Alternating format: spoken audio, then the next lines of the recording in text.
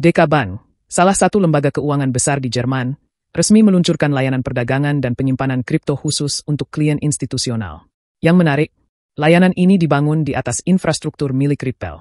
Langkah ini menjadi sinyal kuat bahwa dunia perbankan tradisional mulai serius terjun ke ranah aset digital. Meskipun layanan ini belum terbuka untuk investor individu. Jadi, apa dampaknya bagi industri kripto secara keseluruhan? Mari kita bahas lebih dalam. Sebagai lembaga keuangan yang sudah terregulasi dengan baik, DK Bank mengambil pendekatan yang hati-hati namun jelas terhadap aset digital.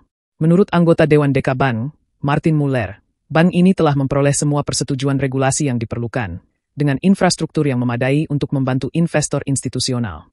Namun, yang paling menonjol di sini adalah fokus mereka pada keamanan. DK Bank berhasil mendapatkan lisensi kustodian kripto dari dua regulator besar, Bank Sentral Eropa, ECB, dan Otoritas Pengawas Keuangan Federal Jerman, BaFin. Ini bukan prestasi kecil, mengingat sampai saat ini hanya ada 11 lisensi kustodian kripto yang dikeluarkan oleh BaFin, dan sebagian besar diberikan kepada perusahaan aset digital, bukan bank besar. Bahkan, bank besar lain seperti DZ Bank belum berhasil memperoleh lisensi ini, menunjukkan bahwa DK Bank benar-benar berada di garis depan dalam hal kepatuhan regulasi di dunia kripto. Nah, disinilah Ripple masuk ke dalam gambar. Dikenal sebagai salah satu pemain utama dalam solusi pembayaran digital, Ripple memberikan infrastruktur yang mendukung layanan kustodian DK Bank. Ripple secara resmi menyatakan, DK Bank meluncurkan perdagangan aset digital dan layanan kustodian untuk lembaga di Ripple Custody. Sebuah tanda yang jelas tentang meningkatnya permintaan untuk solusi kustodian kripto institusional. Pernyataan ini jelas menunjukkan bahwa permintaan terhadap layanan kustodian kripto dari institusi besar semakin meningkat.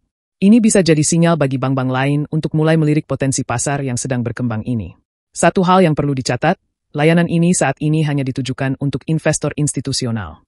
Tapi, diskusi internal sedang berlangsung di dalam grup perbankan tabungan Jerman, termasuk DK Bank, untuk kemungkinan memperluas layanan ini ke investor retail di masa depan. Jika itu terjadi, dampaknya bisa sangat besar. Akses yang lebih mudah untuk investor individu akan memperluas adopsi aset digital secara lebih luas. Selain itu, keterlibatan lembaga keuangan besar seperti DK Bank bisa meningkatkan kepercayaan terhadap aset digital di mata investor tradisional. Ada dua hal yang jelas dari kabar ini. Pertama, regulasi tetap menjadi faktor kunci dalam adopsi kripto oleh institusi besar.